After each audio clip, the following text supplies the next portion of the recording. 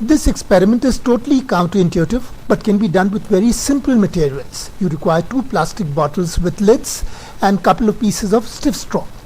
Take 2 caps and make 2 holes in each cap. Then take 2 short stiff plastic straws and fix them in one cap. In the other cap, fix a short straw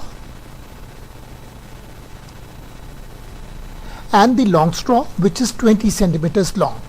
All the straws are the same diameter. You can see the first cap, it has got 2 short straws. The second cap has a short straw and a long straw.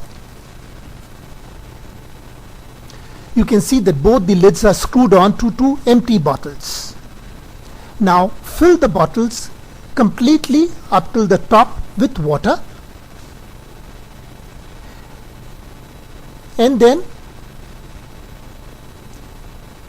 screw on the lids very tightly. Some of the water will spill out.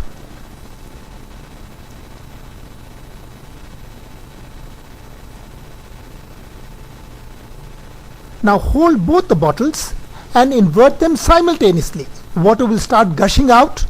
Take a bet which bottle will get emptied first. The one with the long straw will get emptied first, because there is a longer column of water which exerts a greater force.